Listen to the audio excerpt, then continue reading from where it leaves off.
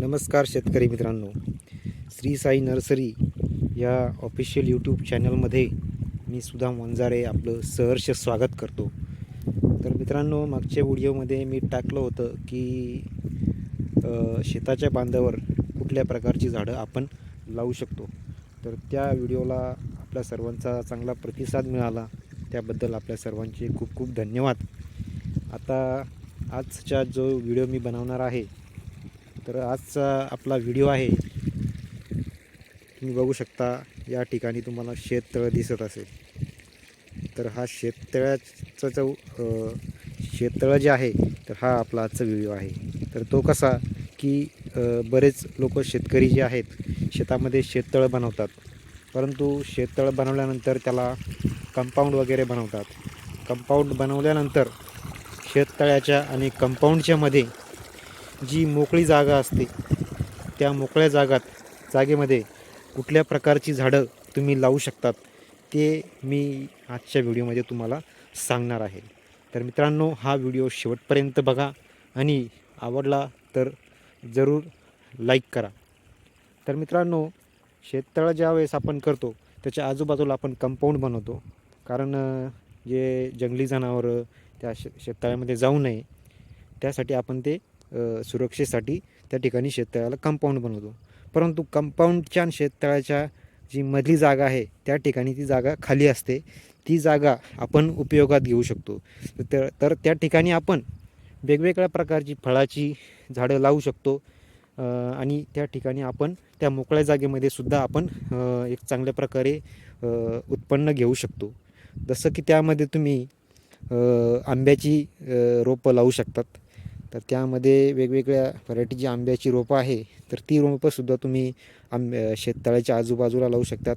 त्यानंतर अशी प्रकारची रोपं लावायची आहे की जी खूप मोठी होणार नाही आणि जशी मुळं शेततळ्यामध्ये जाणार नाही, अशा प्रकारची रोपं लावायची आहे. तर त्याच्यामध्ये कलमी आंब्याची रोपं तुम्ही लावू शकता. त्यानंतर शेवगा, त्यानंतर मोसंबी, पपई, संत्रा, त्यानंतर सागाची झाडंसुद्धा तुम्ही त्या ठिकाणी शेततळ्याच्या चहूबाजूने लावू शकता किंवा महोगनी लावू शकता. कारण हे साग आणि महोगनी जे आहे यांची लाकडं कामात येतात. त्यानंतर ही ऑक्सिजन जास्त प्रमाणात देतात, त्यामुळं आपल्या पिकाला आजूबाजूचा त्याच्यामुळं फायदा होतो आणि वातावरणसुद्धा शुद्ध असतं. त्यानंतर वेगवेगळ्या व्हरायटीची आंब्याची, नारळाची रोपं तुम्ही त्या ठिकाणी लावू शकतात.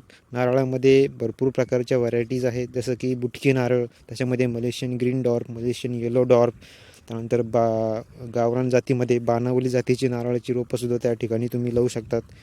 आणि डी टी म्हणून एक व्हरायटी असते जी जी सेमी डॉर्फमध्ये असते, ती व्हरायटीची रोपंसुद्धा तुम्ही लावू शकतात. वेगवेगळ्या प्रकारच्या भरपूर व्हरायटीचे रोपं आहेत, ती तुम्ही नारळाची लावू शकतात. त्यानंतर चिकूची रोपं जरी तुम्ही लावली तर त्यामुळे सुद्धा तुम्हाला चांगला फायदा होऊ शकतो. जर तुम्ही झाडाच्या शेततळ्याच्या चहूबाजूने जर चिकूची रोपं लावली, साधारणतः 20 ते 30 फूट अंतरावर एक रोप जर तुम्ही लावलं, अशा पद्धतीने जर चिकूची रोपं लावली तर चिकूचे सुद्धा चांगले उत्पन्न होत असतं. भरपूर प्रमाणामध्ये चिकूला फळं लागतात. याच्यामध्ये मी तुम्हाला एक शॉर्ट व्हिडिओ टाकला होता माझ्या चॅनलवर, तुम्ही तो व्हिडिओ बघू शकता की चिकूच्या झाडाला किती फळं लागलेली आहेत. त्यामुळे चिकूची रोपंसुद्धा तुम्ही लावू शकतात. त्यानंतर पेरूमध्ये सुद्धा भरपूर प्रकारच्या वेगवेगळ्या व्हरायटीचे पेरूचे रोपं मिळतात, जसे की जयविलास, लखनऊ 49, त्यानंतर तैवान पिंक, असे भरपूर प्रकारचे पेरूचे व्हरायटी आहेत. ते सुद्धा तुम्ही शेताच्या आजूबाजूला लावून एक तुमच्या उत्पन्नामध्ये तुम्ही भर टाकू शकता. परंतु शेततळ्याच्या आजूबाजूला झाडं लावताना एक गोष्ट लक्षात घ्यायची आहे की जी झाडं जास्त उंच होतात आणि ज्यांची मुळं खूप खोलवर जातात, अशा प्रकारची झाडं तुम्ही शेततळ्याच्या आजूबाजूला लावू नये. आता मी जी ह्या व्हिडिओमध्ये रोपं सांगितली त्या पद्धतीची रोपं तुम्ही शेततळ्याच्या आजूबाजूला लावू शकतात, की ज्यांची मुळं, ही जे रोपं मी तुम्हाला सांगितले यांची मुळं जास्त खोलवर जात नाही आणि तुमच्या शेततळ्याला त्याच्यामुळं कुठल्याही प्रकारचा बाधा येणार नाही. त्यानंतर कलम जांभूळ, त्यानंतर वॉटर ॲपल आणि लिंबुनीची रोपंसुद्धा तुम्ही शेततळ्याच्या आजूबाजूला लावू शकता. त्यानंतर सफरचंदाची रोपंसुद्धा तुम्ही शेततळ्याच्या आजूबाजूला लावू शकता, जसे की हर्मन 99. त्यानंतर ॲना म्हणून एक व्हरायटी आहे, त्या व्हरायटीची रोपं जर तुम्ही लावली तर ती आपल्या वातावरणामध्ये 45 डिग्री सेल्सिअसच्या टेम्परेचरमध्ये सुद्धा ती रोपं सर्वाईव्ह करतात, चांगल्या पद्धतीने वाढतात आणि त्यांना फळंसुद्धा चांगल्या पद्धतीने लागतात. तर सफरचंदाची रोपंसुद्धा तुम्ही लावू शकतात.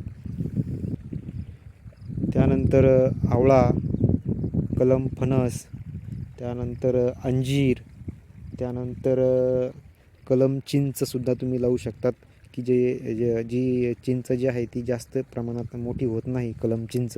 त्यामुळे कलम चिंचेचे रोपंसुद्धा तुम्ही शेतात तळ्याच्या आजूबाजूला लावू शकतात, जी की तुम्हाला शाश्वत पद्धतीने भरपूर प्रमाणामध्ये उत्पन्न देतात. त्याचबरोबर सीताफळ, रामफळ, हनुमान फळ अशा प्रकारची रोपंसुद्धा तुम्ही तुमच्या शेततळ्याच्या आजूबाजूला लावू शकतात. त्यानंतर ॲपल बोर, काश्मीरी ॲपल बोर रेडमध्ये भेटतात आणि काही ग्रीन ॲपल बोर पण मिळतात.